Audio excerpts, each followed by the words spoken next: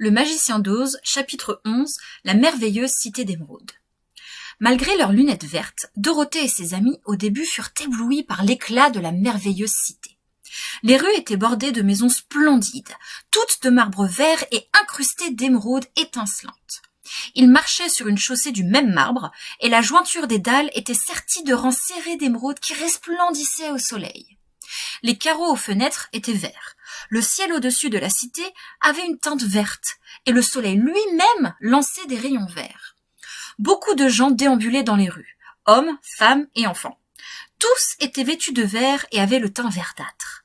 Étonnés, ils dévisageaient Dorothée et son étrange escorte. Les enfants couraient se cacher derrière leur mère à la vue de Léon.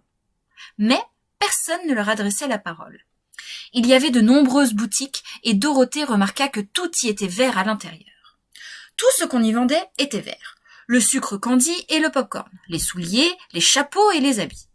Dans une boutique, un homme vendait de la limonade verte et Dorothée vit que les enfants payaient avec des sous verts. Il semblait n'y avoir ni chevaux, ni animaux d'aucune espèce. Les hommes transportaient diverses choses dans de petites charrettes vertes qu'ils poussaient devant eux. Tout le monde avait un air heureux et satisfait, et chacun respirait la prospérité. Le gardien des portes les conduisit par les rues jusqu'au centre de la cité où se dressait un grand bâtiment, le palais d'Oz, le grand magicien.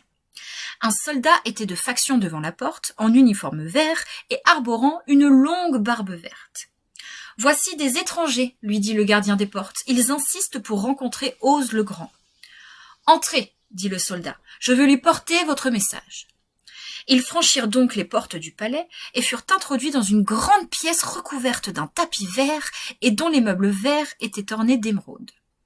Le soldat les pria d'essuyer leurs pieds sur un paillasson vert avant d'entrer dans cette pièce. Et quand ils furent assis, il dit poliment : « Mettez-vous à votre aise pendant que je vais à la porte de la salle du trône pour informer Oz de votre présence. » Le soldat resta longtemps absent. Quand il revint, Dorothée demanda : « Avez-vous vu Oz ? » « Oh non, fit le soldat, je ne l'ai jamais vu. Mais je lui ai adressé la parole comme il était assis derrière son paravent, et je lui ai remis votre message. Il a déclaré qu'il vous accordera une audience si vous le désirez. Mais chacun d'entre vous doit se présenter seul devant lui, et il n'acceptera d'en recevoir qu'un par jour. Par conséquent, puisqu'il vous faut rester au palais plusieurs jours, je vais vous faire conduire à vos chambres. Le lion, lui, aurait préféré un lit de feuilles sèches dans la forêt. Il n'appréciait guère d'être enfermé dans une chambre. Mais il était trop sensé pour se laisser importuner par ce détail. Il bondit donc sur le lit et en se pelotonnant comme un chat, s'endormit dans un ronronnement, le temps qu'il faut pour le dire. Le lendemain matin, après le petit déjeuner, la servante verte vint chercher Dorothée. Elle lui passa une des plus jolies robes vertes. Elle était en satin broché vert. Dorothée mit un tablier de soie verte et nua un ruban vert autour du cou de Toto, puis ils se dirigèrent vers la salle du trône d'Oz le Grand. Ils traversèrent une grande antichambre peuplée d'une foule de dames et de courtisans, tous vêtus de riches costumes. Ces gens n'avaient rien d'autre à faire que la conversation. Mais tous les matins, ils devaient attendre à l'extérieur de la salle du trône, et pourtant, on ne leur avait jamais permis de voir Oz. Quand Dorothée fit son entrée, ils la regardèrent avec curiosité et l'un d'eux chuchota. « Avez-vous vraiment l'intention de voir le visage d'Oz le redoutable ?»« Bien sûr, dit la fillette, s'il accepte de me recevoir. »« Oh, il est d'accord pour vous recevoir, dit le soldat, qui avait transmis son message au magicien. Et pourtant, il n'aime pas qu'on lui demande une entrevue.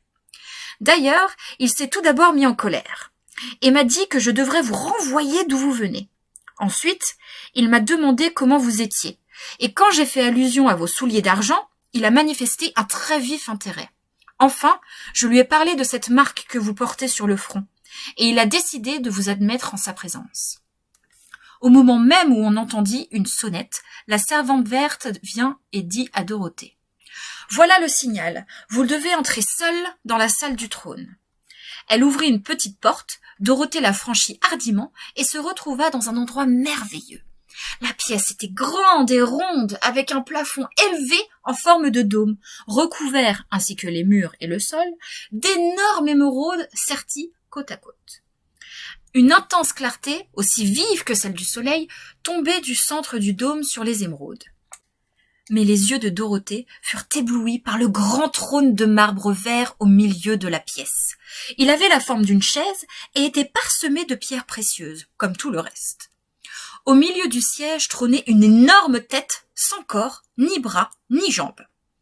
Il n'y avait pas un seul cheveu sur cette tête, qui avait cependant des yeux, un nez et une bouche, et la tête du plus grand des géants eût semblé toute petite à côté. Comme Dorothée ne détachait pas le regard de ce spectacle dans un émerveillement mêlé de crainte, les yeux se mirent à tourner lentement et à la fixer avec attention. Puis la bouche remua, et Dorothée entendit une voix prononcer ces mots. « Je suis Ose, le grand et le redoutable.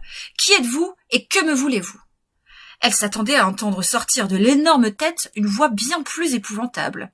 Cela lui rendit courage et elle répondit. « Je m'appelle Dorothée, l'humble et l'obéissante. Je suis venue vous prier de m'aider. » Les yeux la regardèrent d'un air pensif pendant une bonne minute. Puis la voix ajouta. « Où avez-vous trouvé les souliers d'argent ?»« Je les tiens de la méchante sorcière de l'Est, que ma maison a tuée en lui tombant dessus, répliqua-t-elle. « D'où vient la marque imprimée sur votre front ?» poursuivit la voix. « C'est là que la bonne sorcière du Nord m'a embrassée, quand elle m'a fait ses adieux en m'envoyant vers vous, dit la fillette. Les yeux la fixèrent à nouveau, et ils virent bien qu'elle disait la vérité. Puis Ose demanda. « Qu'attendez-vous de moi ?»« Renvoyez-moi au Kansas, où se trouvent ma tante M et mon oncle Henri, répondit-elle d'un ton sérieux. « Je n'aime pas votre pays, et pourtant il est bien beau.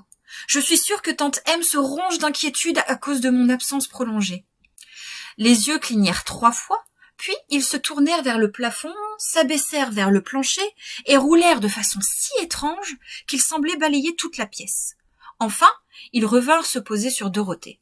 « Pourquoi devrais-je vous rendre ce service ?» demanda Ose. « Parce que vous êtes fort et que je suis faible, parce que vous êtes un grand magicien et que je suis seulement une petite fille sans défense. »« Mais vous avez eu la force de tuer la méchante sorcière de l'Est, » dit Ose. « C'est arrivé tout seul, » répliqua simplement Dorothée. « Je n'ai pas pu l'empêcher. »« Eh bien, dit la tête, je vais vous donner ma réponse. Vous n'avez pas le droit d'attendre de moi que je vous renvoie au Kansas si vous ne faites rien pour moi en retour. Dans ce pays, rien n'est gratuit et pour personne. Si vous désirez que j'use de mon pouvoir magique pour vous renvoyer chez vous, vous devez commencer par faire quelque chose pour moi. Aidez-moi et je vous aiderai. »« Que dois-je faire ?» demanda la fillette. « Tuer la méchante sorcière de l'Ouest, » répondit Ose. « Mais j'en suis incapable, » s'exclama Dorothée, au comble de la surprise. « Vous avez bien tué la sorcière de l'Est, et vos souliers d'argent ont un pouvoir magique. Il ne reste plus qu'une méchante sorcière dans tout le pays. Le jour où vous m'apprendrez sa mort, je vous renverrai au Kansas, mais pas avant. » La fillette se mit à pleurer, tellement elle était déçue. Les yeux clignèrent et lui lancèrent un regard inquiet, comme si Ose le Grand pensait qu'il dépendait de sa volonté à elle de l'aider. « Mais je n'ai jamais tué volontairement, » dit-elle dans un sanglot. « Et même si je le voulais, comment pourrais-je tuer la méchante sorcière ? Si vous ne pouvez pas la tuer vous-même, vous qui êtes grand et redoutable, comment cela pourrait m'être possible à moi ? » « Je ne sais pas, » dit la tête, « mais telle est ma réponse, et vous ne reverrez votre oncle et votre tante qu'une fois la méchante sorcière sera morte. Cette sorcière est perverse, terriblement perverse, ne l'oubliez pas, et il faut la tuer. Maintenant partez, et ne demandez pas à me revoir avant d'avoir accompli votre tâche. » Dorothée quitta la salle du trône, la mort dans l'âme, et alla rejoindre le lion, l'épouvantail et le bûcheron, impatient d'entendre ce qu'elle avait bien pu dire à Ose. « Tout espoir est perdu pour moi, dit-elle, car Ose refuse de me renvoyer chez moi si je ne tue pas la méchante sorcière de l'Ouest, et je ne pourrais jamais accomplir une chose pareille. » Ses amis étaient navrés, mais ne pouvaient rien faire pour elle. Elle retourna donc à sa chambre, s'allongea sur le lit, et, à force de penser, finit par s'endormir. Le lendemain matin, le soldat, aux favoris verts, vint retrouver l'épouvantail et lui dit « Suivez-moi, Ose m'envoie vous chercher. » L'épouvantail le suivit donc et fut introduit dans la grande salle du trône où il aperçut, assise sur le trône d'émeraude, une dame des plus ravissantes. Elle était vêtue d'une gaze de soie verte et portait sur sa chevelure verte toute bouclée une couronne de joyaux. De ses épaules partaient des ailes aux reflets splendides et si légères qu'elles frissonnaient au moindre souffle. Devant cette belle personne, l'épouvantail fit une gracieuse révérence, autant qu'on peut le faire quand on est bourré de paille. Puis celle-ci le regarda gentiment et dit « Je suis Ose, le grand et le redoutable. Qui êtes-vous et que me voulez-vous » Or, l'épouvantail qui s'attendait à voir l'énorme tête dont lui avait parlé Dorothée était au comble de l'étonnement. Néanmoins, il trouva le courage de lui répondre. « Je ne suis qu'un épouvantail bourré de paille. C'est pourquoi je n'ai pas de cervelle, et je viens vous supplier de m'en mettre un peu dans la tête, pour que je puisse devenir un homme comme tous ceux de votre royaume. »« Et pourquoi le ferais-je » demanda la dame. « Parce que vous êtes sage et puissante, et que vous seul pouvez m'aider, répondit l'épouvantail. « Je n'accorde jamais de faveur sans quelque service en retour, dit Ose, mais je veux bien promettre ceci. Si vous acceptez de tuer pour moi la méchante sorcière de l'Ouest, je vous octroierai une bonne dose de cervelle, et d'une si bonne qualité que vous serez l'homme le plus sage de tout le pays d'Ose. »« Mais n'avez-vous pas demandé à Dorothée de tuer la sorcière ?» dit l'épouvantail étonné. « C'est exact. Peu m'importe qui la tue, mais je n'exaucerai pas votre vœu avant qu'elle n'ait été anéantie. Maintenant, allez, et ne cherchez pas à me revoir tant que vous n'aurez pas mérité ce que vous désirez si ardemment. » L'épouvantail, très peiné, alla retrouver ses amis et leur rapporta les paroles d'Ose. Dorothée fut fort surprise d'apprendre que le grand magicien n'était pas une tête, mais une très belle dame. « N'importe, dit l'épouvantail, elle aurait autant besoin d'un cœur que le bûcheron. » Le jour suivant, le soldat au vert favori vint trouver le bûcheron et dit « Ose m'envoie vous chercher, suivez-moi. » Le bûcheron s'exécuta donc et arriva devant la grande salle du trône. Il ignorait s'il allait voir Ose sous la forme d'une belle dame ou d'une tête, mais il aurait préféré la belle dame. Car, se disait-il, si c'est la tête, je suis sûr de ne pas obtenir de cœur, puisqu'une tête, ça n'a pas de cœur, et ne peut pas comprendre mon désir. Même si c'est la belle dame, j'essaierai de l'attendrir, et on dit que les dames ont le cœur tendre. Mais, en entrant dans la grande salle du trône, le bûcheron ne vit ni tête ni dame. Ose avait pris la forme d'une bête terrifiante.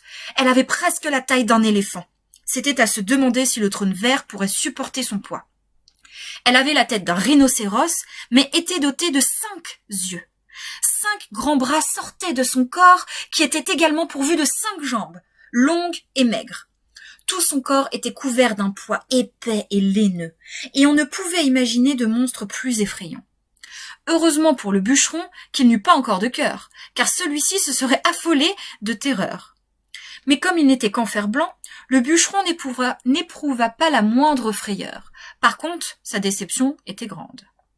« Je suis Ose, le grand et le redoutable, rugit la bête. Qui êtes-vous et que me voulez-vous ? Je suis un bûcheron en fer blanc, je n'ai donc pas de cœur et ne puis aimer. Je vous supplie de me donner un cœur afin d'être comme tous les autres hommes. »« Pourquoi le ferais-je » demanda la bête d'un ton hautain. « Parce que je vous le demande et que vous seul pouvez m'exaucer, » répondit le bûcheron. Ose accueillit ces mots par un sourd grognement, mais ajouta bourru. « Si vraiment vous désirez un cœur, vous devez le mériter. »« De quelle manière » demanda le bûcheron. « Aidez Dorothée à tuer la méchante sorcière de l'Ouest, » répliqua la bête. « Une fois la sorcière anéantie, venez me retrouver, et à ce moment-là, je vous donnerai le cœur le plus gros, le plus tendre et le plus affectueux de tout le pays d'Ose. » Ainsi, notre bûcheron en fer blanc n'eut plus qu'à retourner tout chagrin auprès de ses amis et leur raconter son entrevue avec la terrible bête. Il s'émerveillait que le grand magicien pût prendre toutes ses formes, et le lion dit « S'il m'apparaît sous les traits d'une bête, je rejurerai de toutes mes forces et je l'effrayerai tellement qu'il exaucera tous mes vœux. Si c'est sous les traits de la belle dame, je ferai mine de lui sauter dessus et je l'obligerai ainsi à réaliser ma prière. Si c'est la grande tête, elle sera à ma merci, car je la ferai rouler dans toute la salle jusqu'à ce qu'elle me promette de nous satisfaire. Courage donc, mes amis, car tout va s'arranger. » Le lendemain matin, le soldat au vert favori conduisit le lion à la grande salle du trône et s'effaça pour le laisser entrer. Le lion franchit aussitôt la porte, regarda autour de lui, et à sa grande surprise aperçut devant le trône une boule de feu, d'une lumière si cruelle qu'il pouvait à peine la supporter. Il crut tout d'abord qu'Ose avait pris feu par accident et achevait de se consumer. Mais quand il essaya de s'approcher, l'intense chaleur lui roussit les moustaches et en rampant, il regagna la porte, tremblant de tous ses membres. Alors, une voix calme sortit de la boule de feu et prononça ces mots. « Je suis Ose, le grand et le redoutable. Qui êtes-vous et que me voulez-vous » Le lion répondit. « Je suis un lion poltron et un rien ne m'effraie. Je viens vous supplier de me donner du courage pour mériter le titre de roi des animaux que tous les hommes me décernent. »« Pourquoi vous donnerais-je du courage ?» demanda Ose. « Parce que, de tous les magiciens, vous êtes le plus grand, et vous seul avez le pouvoir d'exaucer mon désir, » répondit le lion. La boule de feu flamboya un instant, et la voix reprit. « Apportez-moi la preuve que la méchante sorcière est anéantie, et alors je vous donnerai du courage. Mais tant qu'elle vivra, vous resterez un poltron. » Ce discours courrouça le lion. Il ne trouva rien à répondre. Hébété, il contemplait la boule de feu. Celle-ci se mit à rougeoyer. Il fit demi-tour et quitta la salle ventre à terre. Il fut content de se retrouver parmi ses amis et leur raconta sa terrible entrevue avec le magicien. « Et maintenant, qu'allons-nous faire ?» demanda tristement Dorothée. « La seule chose que nous ayons à faire, répliqua le lion, c'est de nous rendre au pays des Winkies, de nous mettre à la recherche de la méchante sorcière et de l'anéantir. »« Et si on ne peut pas, dit la fillette, alors je n'aurai jamais de courage, déclara le lion. Et moi, je n'aurai jamais de cervelle, ajouta l'épouvantail. Et moi, je n'aurai jamais de cœur, dit le bûcheron en fer-blanc. Et moi, je ne reverrai jamais tante M et oncle Henri, dit Dorothée en se mettant à pleurer. Attention, cria la servante verte, vos larmes vont tacher votre robe de soie verte. Dorothée sécha donc ses yeux et dit, je crois que nous devons essayer, mais je ne veux tuer personne, même pour revoir la tante M. Je vais vous accompagner, hein.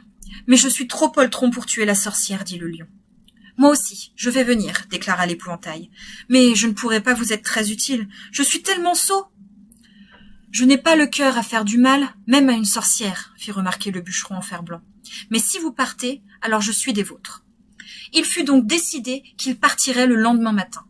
Le bûcheron aiguisa sa hache sur une meule verte et fit huiler toutes ses jointures. L'épouvantail, quant à lui, se bourra de paille fraîche et Dorothée lui repeignit les yeux pour qu'il y voie mieux.